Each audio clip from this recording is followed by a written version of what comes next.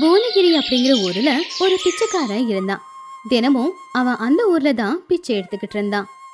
அவன் ஒரு காலத்துல கஷ்டப்பட்டு உழைச்சி வேலை செஞ்சுக்கிட்டு இருந்தவன் தான். ஆனா வயசாகிறதுனால அவனால கஷ்டப்பட்டு வேலை செய்யவும் முடியல. அவனை பாத்துக்கிறதுக்கு அவனுக்குன்னு யாருமே இல்ல. அதனால வேற வழி இல்லாம கடைசியில அவன் இந்த பிச்சை எடுத்து தான் சாப்பிட்டுக்கிட்டு இருந்தான். அந்த ஊர்ல சில பேர் அவனை பார்த்து பரிதாபப்படுவாங்க. இன்னும் சில பேர் அவனை பார்த்து எப்பவுமே வாய்க்கு வந்தபடி திட்டுவாங்க. தினமும் காலையில அந்த ஊர்ல இருக்கிற கோவில் வாசல்ல போய் உக்காந்துக்கிட்டு வரவங்க போறவங்க கிட்ட பிச்சை எடுத்துக்கிட்டு இருந்தான். அந்த ஊரோட தலைவரான ரகுபதியும் அந்த கோயிலுக்கு வந்துகிட்டு இருந்தாரு. பூசாரி, எங்க வீட்டுல இருக்கிற அத்தனை பேர்லயும் அர்ச்சனை பண்ணுங்க. சரிங்க ஐயா. தினமும் காலையில உங்க வீட்டுல இருக்கிற அத்தனை பேரோட பேரையும் சொல்லி அர்ச்சனை பண்ணிட்டு தான் நான் இந்த ஊர்ல இருக்கிற மத்தவங்களுக்கு அர்ச்சனை பண்றேன். அப்புறம் ஐயா, ஒரு விஷயம், ஊர் திருவிழா வேற நெருங்கிக்கிட்டு இருக்கு. அதுக்கான ஏற்பாடெல்லாம் நீங்க பாத்துப்பீங்க. இருந்தாலும் ஒரு வார்த்தை சொல்றேன். யாருமே நடத்தாத அளவுக்கு இந்த திருவிழாவை நான் நல்லபடியா நடத்துறேன் பாருங்க அப்படின்னு சொல்லி அவன் போய்கிட்டு இருந்தான். அப்படி போய்கிட்டு இருக்கும்போது தரையில இருந்த ஒரு கல்லுல மோதி அவன் கீழே விழ போகும்போது பக்கத்துல இருந்த அந்த பிச்சைக்காரன் அவரை தாங்கி பிடிச்சிட்டான். ஆனா ஒரு பிச்சைக்காரன் அவனை தொட்டதை பார்த்து ரகுபதிக்கு ரொம்பவும் கோவம் வந்துச்சு.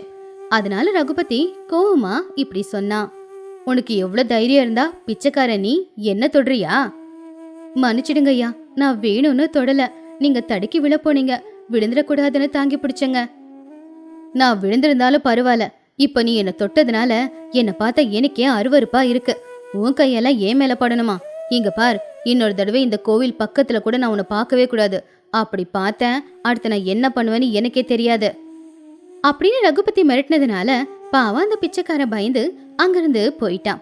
கொஞ்ச தூரம் போனதுக்கு அப்புறமா ஒரு இடத்துல நின்னுக்கிட்டு அவன் மனசுக்குள்ள இப்படி யோசிச்சுக்கிட்டு இருந்தான். ஒரு காலத்துல நான் எப்படியெல்லாம் வாழ்ந்தேன், எத்தனை பேருக்கு நான் உதவி செஞ்சிருப்பேன். ஆனா இப்ப இந்த ஊருக்காரங்க என்ன மதிக்கவும் மாட்டேங்கிறாங்க. என் வயசுக்கு கூட கொஞ்சம் மரியாதை கொடுக்க மாட்டேங்கிறாங்க. எனக்கும் என் குடும்பத்தோட வாழணும் அப்படின்னு ஆசையா தான் இருக்கு. ஆனா அப்படி ஒரு குடும்பமே எனக்கு இல்லையே. என்கிட்ட பணம் இருக்கிற வரைக்கும் என் சொந்த பந்தம் எல்லாம் என் கூடவே தான் இருந்தாங்க. இப்போ அவங்க யாரும் என் பக்கத்துல கூட வர மாட்டேங்கிறாங்க. எல்லாம் என் நேரம் அப்படின்னு மனசுக்குள்ள நினைச்சு கவலைப்பட்டு அதுக்கப்புறமா வீடு வீடா போய் பிச்சை போடுங்கன்னு கேட்டுக்கிட்டு இருந்தான். ஆனா அன்னைக்கு அவனுக்கு யாருமே பிச்சை போடவே இல்லை. அது மட்டும் இல்லாம வாய்க்கு வந்தபடி அவனை திட்டி அங்கிருந்து அனுப்பிக்கிட்டு இருந்தாங்க. அப்படி ஊர் முழுக்க திரிஞ்சாலும் சாப்பிட எதுவும் கிடைக்காம ஒரு மரத்துக்கு கீழே வந்து சோகமா அந்த பிச்சைக்காரன் உட்காந்துக்கிட்டு இருந்தான். அப்பதான் அந்த பக்கமா போன ஒருத்தர் பிச்சைக்காரன் பக்கத்துல வந்து, ஏன்பா, உன்னை பார்த்தா சாப்பிடவே இல்லைன்னு தோணுது. நான் எங்க அம்மாவோட நினைவு நாளுக்கு 4 பேருக்கு சாப்பாடு போடுறது வழக்கம். ஒருத்தங்க இன்னைக்கு குறையிறாங்க, நீ வந்து சாப்பிடுறியா? அதை கேட்டதும் அந்த பிச்சைக்காரன் ரொம்பவும் சந்தோஷப்பட்டான். ஐயா, நீங்க ரொம்ப நல்லவரு போலங்க. நீங்களே வந்து சாப்பிடுறியா வான்னு கூப்பிட்டா நான் வரமாட்டேன்னா சொல்லிட போறேன். சரி வா, என் வீட்டுக்கு வந்தா சாப்பிடலாம் அப்படின்னு சொல்லி அந்த ஆளு அந்த பிச்சைக்காரனை அவனுடைய வீட்டுக்கு கூட்டிக்கிட்டு போனான். அங்க பலவிதமான பலகாரத்தோடு சேர்த்து வயிறார சாப்பாடு போட்டா அந்த பிச்சைக்காரனுக்கு. அந்த பிச்சைக்காரன் ஏற்கனவே ரொம்ப பசியில இருக்கிறதுனால வேக வேகமா அந்த சாப்பாடை சாப்பிட ஆரம்பிச்சான். வயிறார சாப்பிட்டு முடிச்சதுக்கு அப்புறமா அந்த பிச்சைக்கார கண்ணுல இருந்து கண்ணீர் கொட்டுச்சு. வயிறார சாப்பிட்டு ரொம்ப நாள் ஆச்சுங்க.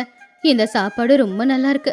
நீங்களும் உங்க குடும்பமும் நல்லா இருக்கணுங்க அப்படின்னு கண்ணை தொடச்சிக்கிட்டு அந்த பிச்சைக்கார அங்கிருந்து எழுந்துச்சு போகும்போது ராமையா இன்னும் கொஞ்சம் பலகாரத்தை கொடுத்து அப்புறமா சாப்பிடுன்னு சொன்னான். அத சந்தோஷமா வாங்கிக்கிட்டு மறுபடியும் கோயில் கிட்ட போலாம் அப்படின்னு கிளம்புனா. ஆனா நடுவுலயே ரகுபதி சொன்னது அவனுக்கு ஞாபகத்துக்கு வந்துச்சு. இப்ப கோயிலுக்கு போனா ரகுபதி என்ன பண்ணிடுவாரோ அப்படிங்கிற பயத்துல அவன் ஊருக்குள்ளேயே சுத்திக்கிட்டு இருந்தான். அப்படி ஊருக்குள்ள சுத்திக்கிட்டு இருக்கும்போது அவனுக்கு அங்க ஒரு சத்தம் கேட்டுச்சு. அது என்னடா சத்தம் அப்படின்னு தேடி போய் பார்க்கும்போது அங்க ஒரு நாயோட கால்ல அடிபட்டு இருந்துச்சு. கால்ல இருந்து ரத்தம் சொட்டிக்கிட்டு இருந்துச்சு. நாயும் அழுதுகிட்டு இருந்துச்சு. ஐயோ, நாய்க்கு அடிபட்டு இருக்கு போல. அடிப்பட்ட இடத்துல இருந்து ரத்தம் வேற சொட்டிக்கிட்டே இருக்கு. பாவம் வலிக்குது, அதனாலதான் கொலைக்குதும் கூட. சரி, ஏதாவது பண்ணலாம் அப்படின்னு சொல்லி அடிப்பட்ட இடத்துல கட்டு போட்டு அதுக்கப்புறமா கொஞ்ச நேரம் அந்த நாயை அவன் கூடவே வச்சுக்கிட்டான். அதுக்கு குடிக்கிறதுக்கு தண்ணியும் கொடுத்தான். அப்ப அந்த நாய் பிச்சைக்காரனை பாத்துக்கிட்டு இருந்துச்சு. என்ன அப்படி பாக்குற, உனக்கு பசிக்குதா? ஓஹோ, சரி இரு, என்கிட்ட கொஞ்சம் பலகாரம் இருக்கு, அத நான் உனக்கு சாப்பிட கொடுக்கறேன். அப்படி அவன்கிட்ட இருந்த பலகாரத்துல பாதிய நாய்க்கு கொடுத்துட்டு மிச்ச பாதிய அவன் சாப்பிட்டான். அப்படி அன்னைக்கு ராத்திரி ஒரு மரத்துக்கு கீழே அந்த நாயும் பிச்சைக்காரனும் ஒன்னாவே படுத்து தூங்குனாங்க. அடுத்த நாள் காலையில, உனக்கு இப்ப கொஞ்சம் பரவாயில்ல, சரி நான் பிச்சை எடுக்கணும், நான் கிளம்புறேன் அப்படின்னு சொல்லி அந்த பிச்சைக்காரன் போய்கிட்டு இருந்தான். அப்போ அந்த நாய்க்குட்டியும் அவன் பின்னாடியே போய்கிட்டு இருந்துச்சு.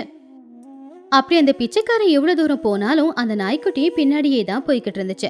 அப்படி அன்னைக்கு நாள் பூரா அந்த பிச்சைக்கார பின்னாடியே தான் அந்த நாய்க்குட்டியும் இருந்துச்சு. அதை கவனிச்ச அந்த பிச்சைக்காரன் நாய்க்குட்டி கிட்ட இப்படி சொன்னான், என்ன இது, காலையில இருந்து நான் பாத்துக்கிட்டே இருக்கேன், நான் போற இடத்துக்கெல்லாம் என் பின்னாடியே வந்துகிட்டு இருக்கேன். இந்த ஊர்ல எனக்கே யாரும் பிச்சை போட மாட்டாங்க, எனக்கே சாப்பாடு இல்லாம நான் இருக்கும்போது உனக்கு நான் எப்படி சாப்பாடு போட போறேன், போ போ இங்க இருந்து போ அப்படின்னு சொல்லி அவன் அங்கிருந்து போகும்போது அந்த நாய்க்குட்டி மறுபடியும் அவன் பின்னாடியே தான் போச்சு. அதனால அந்த பிச்சைக்காரன் அவனுக்கு கிடைச்ச பிச்சையில கொஞ்சம் அவனும் சாப்பிட்டு மிச்சத்தை அந்த நாய்க்கும் போட்டான். அப்படி அந்த நாய் பிச்சைக்காரன் எங்கெல்லாம் போறானோ அவன் கூடவே தான் போய்கிட்டு இருந்துச்சு, அவன் கூடவே தான் இருந்துச்சு. இப்படியே நாட்களும் போச்சு. ஒரு நாள் பக்கத்து ஊர்ல பெரிய திருவிழா நடக்க போகுது அப்படின்னு 2 ஆட்கள் இப்படி பேசிக்கிட்டு இருந்தாங்க. டேய், உனக்கு விஷயம் தெரியுமா, பக்கத்து ஊர்ல திருவிழா நடக்க போகுதாமா, அந்த திருவிழாவை ரொம்ப நல்லபடியா நடத்தணும்னு அந்த ஊர் தலைவர் சொல்லிக்கிட்டு இருந்தாராமா. திருவிழா நடக்கிற 3 நாள் எல்லாருக்குமே அங்க அன்னதானமும் போடுறாங்களாமா. அப்படியா, அப்ப நாளையில இருந்து அந்த ஊரு பண்டிகை கோலத்தோட இருக்கும், நாம அந்த ஊருக்கு போய் நல்லா சாப்பிடலாண்டா. இது எல்லாத்தையுமே அங்க நின்னு கேட்டுக்கிட்டு இருந்த பிச்சைக்காரன் நாய்கிட்ட இப்படி சொன்னான். பக்கத்து ஊர்ல திருவிழாவாமா, 4 நாளைக்கு நடக்குமா, 4 நாளைக்கு அங்க எல்லாருக்குமே அன்னதானமும் போடுறாங்களாமா. அப்ப நாம அங்க போனா 4 நாளைக்கு எந்த பிரச்சனையும் இருக்காது, வா நாம அங்க போயிடலாம் அப்படின்னு நாய்க்குட்டி கிட்ட சொல்லி 2 பேருமே பக்கத்து ஊரு திருவிழாவுக்கு போனாங்க. பக்கத்து ஊரு திருவிழாவுல 4 நாள் அவங்களுக்கு சாப்பாடு கிடைச்சது, வயிறார அவங்க சாப்பிட்டாங்க. அதுக்கப்புறமா அங்கிருந்து அவங்களுடைய ஊருக்கு திரும்ப வந்துகிட்டு இருக்கும் போது வழியில திடீர்னு அந்த நாய்க்குட்டி ரொம்ப வித்தியாசமா நடந்துக்க ஆரம்பிச்சது. அது அங்கிருந்து காட்டுக்குள்ள வேகமா ஓடிச்சு. என்னாச்சு இதுக்கு, ஏன் இன்னைக்கு இப்படி நடந்துக்குது, இரு இரு எங்க போற, ஐயோ காட்டுக்குள்ள போகாத, அங்க ஏதாவது மிருகம் இருக்க போகுது அப்படின்னு சொல்லிக்கிட்டு அந்த பிச்சைக்காரனும் நாய்க்குட்டி பின்னாடியே அந்த காட்டுக்குள்ள போனான். அந்த நாய்க்குட்டி கொஞ்சம் கூட நிக்கவே இல்லை. அந்த பிச்சைக்காரன் வர வர அதுவும் உள்ள போய்கிட்டே இருந்துச்சு. அப்படி அந்த பிச்சைக்காரனு காட்டுக்குள்ள போனதுக்கு அப்புறமா அந்த காட்டுக்குள்ள யாரோ காப்பாத்துங்க காப்பாத்துங்கன்னு கத்திக்கிட்டு இருந்தாங்க. என்ன இது, யாரோ கத்துறாங்க, காப்பாத்துங்க காப்பாத்துங்க அப்படின்னு கத்திக்கிட்டு இருக்காங்க, யாரா இருக்கும், அதுவும் இந்த காட்டுக்குள்ள, சரி போய் பாக்குற அப்படின்னு அவன் அங்கிருந்து கொஞ்சம் தூரம் போய் பார்த்தான்.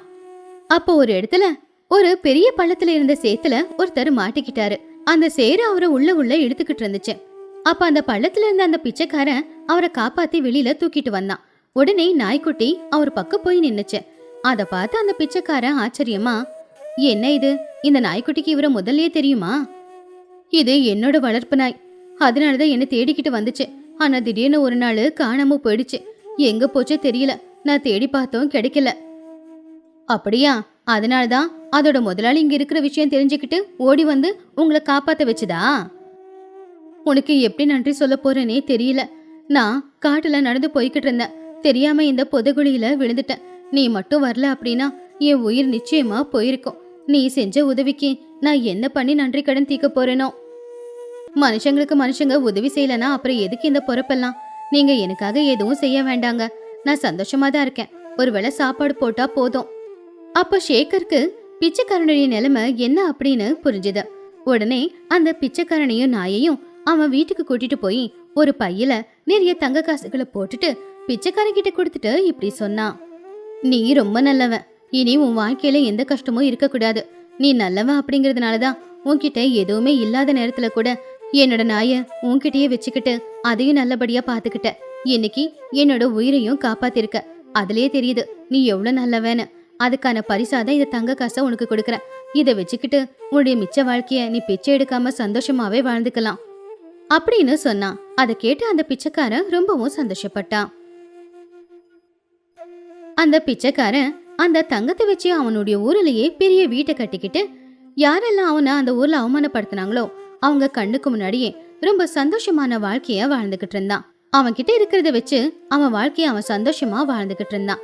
அது மட்டும் இல்லாம அந்த ஊர்ல ஏழைங்க யாராவது இருந்தா அவங்களுக்கு உதவிகளையும் செஞ்சுக்கிட்டு இருந்தான். அப்படி ஒரே ஒரு அதிர்ஷ்டத்தினால அந்த பிச்சைக்காரனுடைய வாழ்க்கையை மாறிடுச்சு. ஞானபுரம். பேருக்கு ஏத்தாப்லயே அந்த ஊர்க்காரங்க அவங்களே ரொம்ப புத்திசாலியா அறிவாளியா நினைச்சுக்கிட்டு இருந்தாங்க. அவங்க பார்வையில புத்திசாலித்தனம் அப்படின்னா இன்னொருத்தங்களை நம்பாம இருக்கிறதும், ₹1 செலவு பண்றதுக்கு 100 தடவை யோசிச்சு செலவு பண்றதும் அப்படிங்கிறது தான் அர்த்தம். இதுல இன்னொன்னு இருக்கு, மத்தவங்கள பேசியே ஏமாத்தி அவங்க வேலைகளை செய்ய வச்சுக்கிறது. இந்த ஊர்ல நேர்மையாவும் அப்பாவித்தனமாவும் இருக்கிறது தான் முட்டாள்தனம் அப்படின்னு அந்த ஊர்ஜனங்களோட நம்பிக்கை. இந்த மாதிரி மேதாவிங்க புத்திசாலிங்க இருக்கிற ஊர்ல தான் சுந்தரம் அப்படிங்கிற ஒரு விவசாயியும் வாழ்ந்துகிட்டு இருந்தான். பாவம் சுந்தரம் ரொம்பவும் நல்லவன், ரொம்ப அப்பாவியும் கூட. மத்தவங்கள ஏமாத்துறது, கஷ்டப்படுத்துறது, இது ரெண்டுமே என்னன்னு தெரியாத ஒரு ஆளு. யாரு என்ன சொன்னாலும் சரி அத உண்மைன்னு அப்படியே நம்பிடுவான்.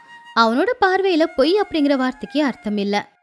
அதனாலதான் ஊஜனங்க எல்லாருமே அவனை முட்டா பையன் அப்படின்னு கூப்பிட்டுக்கிட்டு அவனுடைய அப்பாவித்தனத்தை பயன்படுத்திக்கிட்டு அவனை நல்லாவே வேலைய செய்ய வச்சுப்பாங்க. ஆனா சுந்தரம் அது எதையுமே பெருசா எடுத்துக்க மாட்டான். அவனுக்குன்னு இருக்கிற சின்ன வயல விவசாயம் செஞ்சுக்கிட்டு அவனுடைய வாழ்க்கைய வாழ்ந்துகிட்டு இருந்தான். இப்படியே நாட்களும் போச்சு.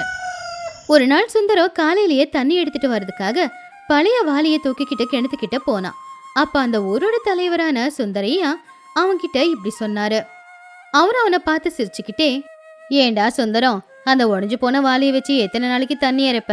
நீ இறைக்கிற தண்ணி பாதி கீழே தான் கொட்டுது. சுந்தரம் ரொம்பவும் அப்பாவியா, ஆமாங்க ஐயா, இது உடஞ்சுதான் போச்சு, புதுசு வாங்க என்கிட்ட பணம் இல்லைங்க. இங்க பாரு, என்கிட்ட ஒரு நல்ல வாளி இருக்கு, அதுக்குள்ள காத்து போனா கூட வெளியில வர முடியாது. உன்கிட்ட இருக்கிற 2 மூட்டை தானியத்தை என்கிட்ட கொடுத்தனா அந்த வாளியை உனக்கு நான் கொடுக்குறேன். சுந்தரம் ரொம்ப சந்தோஷமா, உண்மையாவா ஐயா? நான் 2 மூட்டை தானியம் கொடுக்குறேங்க, அந்த வாளியை எனக்கு கொடுங்க ஐயா அப்படின்னு சொல்லி சுந்தரம் வேகமா வீட்டுக்கு ஓடி போய் அவன் கஷ்டப்பட்டு சம்பாதிச்ச 2 மூட்டை தானியத்தை கொண்டு வந்து தலைவர்கிட்ட கொடுத்தான். அவரு கொடுத்த வீணா போன ஒரு வாளியை எடுத்துக்கிட்டு ரொம்பவும் சந்தோஷமா கிணத்துக்கிட்ட போனான். அதை பார்த்த கிராமத்து ஜனங்க எல்லாரும் தலைவரோட புத்திசாலித்தனத்தை பாராட்டி சுந்தரத்துடைய முட்டாள்தனத்தை திட்டிக்கிட்டு இருந்தாங்க. அப்போ அதே இடத்துல இருக்கிற சங்கர், தப்புங்கய்யா, அவன் ஒரு அப்பாவி, அவனை ஏமாத்துறது ரொம்ப அநியாயம். அப்போ சுந்தரையா திமிரா, நான் ஒண்ணு யாரையும் ஏமாத்தல, இது என்னோட அறிவு. இந்த உலகத்துல அறிவாளிங்க மட்டும்தான் வாழணும், அறிவில்லாதவங்க எல்லாம் இங்க வாழவே கூடாது. அப்படி ஒவ்வொருத்தங்களும் சுந்தரத்துடைய அப்பாவித்தனத்தை பயன்படுத்திக்கிட்டு அவங்க புத்திசாலி அப்படின்னு நிரூபிச்சுக்கிட்டு இருந்தாங்க. ஆனா சுந்தரம் யாரு என்ன பண்ணாலும் எதுவுமே சொல்ல மாட்டான். யாரும் தன்னை ஏமாத்தினதான் அவன் நினைக்க மாட்டான். அவங்க சொன்னதை நான் நம்பினேன், அதனாலதான் நான் ஏமாந்தேன் அப்படின்னு நினைப்பான். இப்படி இருக்கும்போது ஒரு நாள் ஞானபுரம் ஊருக்குள்ள ஒரு பெரிய மனுஷன் வந்தாரு. அவரு பாக்குறதுக்கு பட்டு துணி போட்டுக்கிட்டு இருந்தாரு, கழுத்துல நகையும் போட்டுக்கிட்டு இருந்தாரு. பார்க்கவே பணக்காரர் மாதிரி தான் இருந்தாரு. அவரு நேரா சுந்தரையாவை வந்து பார்த்து ஊஜனங்க எல்லாரையுமே ஒன்னா வர சொல்லுங்க அப்படின்னு சொல்லி அவர்கிட்ட கேட்டாரு. அவரு போட்டிருக்கிற துணி, அவரு கழுத்துல இருக்கிற நகை எல்லாத்தையும் பார்த்து சுந்தரையா நிச்சயமா அவர் ஒரு பெரிய வியாபாரியா தான் இருக்கணும் அப்படின்னு ஊஜனங்க எல்லாரையுமே பஞ்சாயத்துக்கு வர சொன்னாரு. அப்ப அந்த பெரியவர் பட்டு துணியில வச்சிருந்த சில தானியங்களை வெளியில எடுத்தாரு. அப்ப அந்த பெரியவர், ஞானபுரத்தை சேர்ந்த ஜனங்களே, நான் உங்கள மாதிரி புத்திசாலி ஆட்களை பாக்குறதுக்காக தான் இந்த ஊருக்கு வந்திருக்கேன். என்கிட்ட இருக்கிறது சாதாரண விதைகள் இல்ல, இது தங்க விதைகள். இத உங்க வயல்ல போட்டீங்கன்னா 3 மாசத்துல தங்கமே விளையும்.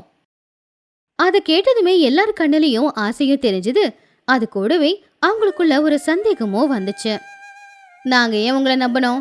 விதை போட்டு தங்கம் காய்ச்சதை என்னைக்காச்சும் யாராச்சும் பார்த்துருக்கீங்களா? இது பொய் பிரச்சாரம். அப்ப அந்த பெரியவர் சிரிச்சுக்கிட்டே, நான் முதல்லே சொன்னேன், உங்களை மாதிரி புத்திசாலிங்க தான் நான் சொன்னதை நம்புவாங்கன்னு. முட்டாளுங்க யாருமே இதை நம்ப மாட்டாங்க. இந்தா ஆதாரம். அவருடைய கையில போட்டிருக்கிற மோதிரத்தை காட்டி, இது பக்கத்து ஊர் ஜனங்க அவங்க வயல்ல வெளியே வச்ச மோதிரம் தான். ஆனா அவங்க அப்பாவிங்களா இருக்காங்க, அவங்க கிட்ட இனி இந்த தானியம் இருந்தா அவங்களுக்கு பிரயோஜனப்படாதுன்னு சொல்லிதான் புத்திசாலியான உங்ககிட்ட இத கொடுக்கறதுக்காக வந்திருக்கேன். அந்த பெரியவர் பாராட்டினதும் அவங்க எல்லாருமே மயங்கி போயிட்டாங்க. ஆமா, எல்லாரை விடவும் நாங்க புத்திசாலிங்க தான், இது எங்க கிட்ட கொடுங்க அப்படின்னு கேட்டாங்க. சரி, இந்த விதை எங்களுக்கு வேணும்னா அதுக்கு நாங்க என்ன பண்ணணும்? இத உங்களுக்கு என்னால இலவசமா கொடுக்க முடியாது. நீங்க உங்ககிட்ட இருக்கிற பணமோ தங்கமோ வெளியே கொடுத்துதான் இந்த விதைகளை வாங்க வேண்டி இருக்கும். யாரு என்ன கொடுக்குறீங்களோ அதுக்கேற்ற விதைகளை கொடுப்பேன். ஞாபகம் வச்சுக்கோங்க, நீங்க செய்யற சின்ன முதலீடுக்கு நாளைக்கு உங்க வயல் பூரா தங்கம் தான் காய்க்க போகுது. இந்த வாய்ப்பை எல்லாரும் சரியா பயன்படுத்திக்கோங்க. அப்படி அந்த பெரியவர் அவங்களுக்குள்ள இருக்கிற ஆசையை கிளப்பி விட்டாரு. அவங்களுடைய பெருமைக்கு ஒரு சோதனையும் வச்சாரு. அதனால ஊர்க்காரங்க எல்லாரும் ஒருத்தங்க கிட்ட இன்னொருத்தங்க பேசிக்க ஆரம்பிச்சாங்க. இந்த ஆளு நம்மள ஏமாத்த பாக்குறான். ஆனா நம்ம எல்லாரும் விடவும் புத்திசாலி. அவன் கிட்ட இருக்கிற விதைகளை நம்ம வாங்கிடலாம். நாம பணக்காரங்களாயிடலாம் அப்படின்னு சொல்லி அந்த ஊர்க்காரங்க எல்லாருமே அவங்க இதுவரைக்கும் சேர்த்து வச்ச பணம், தங்கம், வெள்ளி எல்லாத்தையுமே அந்த பெரியவர்கிட்ட கொடுத்துட்டு அந்த பெரியவர் அவங்களுக்கு கொடுத்த விதைகளை சந்தோஷமா வாங்கிக்கிட்டாங்க. சுந்தரையா எல்லார விடவும் அதிகமா தங்கத்தை கொடுத்து அந்த தங்க விதைகளை வாங்கிக்கிட்டு வீட்டுக்கு வந்துட்டாரு. ஊரே இது பண்டிகை நடக்கிற மாதிரி இருந்துச்சு. இனி நம்ம கஷ்டங்கள் எல்லாம் தீரப்போகுது, இந்த உலகத்திலே ரொம்ப பெரிய பணக்காரங்களா நம்ம ஆக போறோம் அப்படின்னு ஜனங்க ஆசைப்பட்டாங்க. அந்த பெரியவர் இது எல்லாத்தையும் பார்த்து மனசுக்குள்ளாரி ரொம்ப சந்தோஷப்பட்டுக்கிட்டு இருக்கும்போது அவரு பக்கத்துல சுந்தரம் வந்தான். ஐயா, என் பேரு சுந்தரம். நீங்க தங்க விதைய கொடுக்குறீங்கன்னு ஊர்ல எல்லாரும் பேசிக்கிறாங்க. என்கிட்ட ஒரு 10 ரூபாய் இருக்குங்க. அந்த 10 ரூபாய்க்கு தங்க விதைய கொடுக்குறீங்களா? அந்த பெரியவர் சுந்தரத்தையும் அவனுடைய அப்பாவித்தனத்தையும் பார்த்து இவகிட்ட இருக்கிற அந்த 10 ரூபாவை கூட வாங்கணும் அப்படின்னு முடிவு பண்ணிட்டாரு. அவரு சுந்தரத்துக்கிட்ட, சரிப்பா, அந்த 10 ரூபாய்க்கு உனக்கு நான் தங்க விதைய கொடுக்குறேன். இதை நட்டனா மரத்துல வர ஒவ்வொரு இலையும் ரூபாவா இருக்கும், ஒவ்வொரு பழமும் காயும் தங்க நாணயமா இருக்கும்பா அப்படின்னு அவரு சொன்னதை கேட்ட உடனேயே சுந்தரம் சந்தோஷப்படுவான் அப்படின்னு பார்த்தா அவனுடைய முகத்துல ஒரு பெரிய குழப்பம் தெரிஞ்சுது. எது பனைமரமா? ஆனா பணத்தை காகிதத்தை வச்சு மிஷின்ல உருவாக்குவாங்க இல்லையா? அது மட்டும் இல்லாம மரத்துல பழமோ காயும் காய்க்கும். ஆனா நீங்க தங்க காய்க்குன்னு சொல்றீங்களே அப்படின்னு சுந்தரம் சந்தேகத்தை கேட்ட உடனேயே பெரியவர் ரொம்பவும் ஆச்சரியப்பட்டாரு. அது அவர் சுத்தமா எதிர்பார்க்காத ஒண்ணு. அவரு கொஞ்சம் தடுமாறிக்கிட்டே, இது மகிமை வாய்ந்த விதை, கடவுள் எனக்கு கொடுத்த வரம். அதை கேட்டதும் மறுபடியும் சுந்தர அப்பாவியா, என்னது மகிமையா? கடவுள் உங்களுக்கு கொடுத்த வரமா? அப்படி இருக்கும்போது அது எதுக்காக பணத்துக்கு விற்கிறீங்க? என்ன மாதிரி சாதாரண ஆட்களுக்கு நீங்க அதை இலவசமா கொடுத்தா தானே அந்த கடவுள் ரொம்பவும் சந்தோஷப்படுவாரு. அதை கேட்டு பெரியவர் இன்னுமே ஷாக் ஆனாரு. அவரு எதிர்பார்க்காத அந்த சந்தேகம் எல்லாமே, அந்த கேள்வி எல்லாமே சுந்தரத்தோட வாயிலிருந்து வந்துச்சு. அந்த பெரியவர் பேராச குணம் இருக்கிறவரு, எல்லாரையும் ஏமாத்தி பணம் சம்பாதிக்கணும் அப்படின்னு நினைக்கிறவரு. ஆனா அந்த எந்த ஒரு கெட்ட குணமும் அவரு சுந்தரத்துக்கிட்ட பார்க்கல. அவனுடைய அப்பாவித்தனதான் இன்னைக்கு அந்த பெரியவர் ஒரு ஏமாத்துக்காரர் அப்படிங்கறத நிரூபிச்சுக்கிட்டு இருந்துச்சு. அப்போ அவரு கொஞ்சம் கோவமா, உனக்கு இதெல்லாம் புரியாது, ஏன்னா நீ உண்மையிலே ரொம்ப முட்டா பையன், போய் இங்க இருந்த. அப்போ சுந்தரம் அமைதியா, மன்னிச்சிடுங்க ஐயா, உங்ககிட்ட இருக்கிற தங்க விதை எனக்கு வேண்டாம். என்கிட்ட இருக்கிற தானியமே எனக்கு போதும். அதை போட்டாலே நல்ல விளைச்சல் விளையும். அதை வித்தா நான் சாப்பிடுற அளவுக்கு எனக்கு பணமும் கிடைக்கும் அப்படின்னு சொல்லி சுந்தரம் அங்கிருந்து போயிட்டான். அப்ப அந்த பெரியவர் சுந்தரத்தை திட்டிக்கிட்டே இருந்தாரு. அன்னைக்கு ராத்திரி அவரு ஊரை விட்டே ஓடி போயிட்டாரு. அடுத்த நாள் அந்த ஊரை சேர்ந்த ஜனங்க எல்லாருமே அந்த பெரியவர் கொடுத்த விதைய அவங்கவங்க வயல்ல தூவுனாங்க. இப்படி சில நாட்களும் போச்சு. அவங்க வயல்ல தங்கம் இல்ல, எதுவுமே முளைக்கவே இல்ல. அந்த தானியத்து மேல இருந்த அந்த தங்க நிறம் மழை தண்ணி பட்டு அழிஞ்சு போச்சு. அது சாதாரண தானியம் மாதிரி இருந்துச்சு. அப்பதான் அவங்க எந்த அளவுக்கு ஏமாந்து போயிருக்காங்க அப்படின்னு எல்லாருமே தெரிஞ்சுக்கிட்டாங்க. இப்போ ஊரே கலகலப்பா இருந்தது போகி எல்லாருமே ரொம்பவும் சோகத்துல முழுகி போயிருந்தாங்க. எல்லாருமே ஒருத்தங்களை ஒருத்தங்க திட்டிக்கிறதும் ஒருத்தங்க மேல இன்னொருத்தங்க பழி போட்டிருக்கிறதுமா இருந்துச்சு. அதுலயும் அந்த ஊரோட தலைவரான சுந்தரையாவுக்கு என்ன பண்றதுன்னு சுத்தமா புரியல. இப்படி எல்லாருமே சோகத்துல முழுகி இருக்கும் போது அவங்க பார்வை ஊர் எல்லையில இருக்கிற சுந்தரத்தோட வயல் மேல போச்சு. சுந்தரத்தோட வயல்ல விளைச்சல் பார்க்க ஆரோக்கியமா பச்சை பசேல்னு இருந்துச்சு.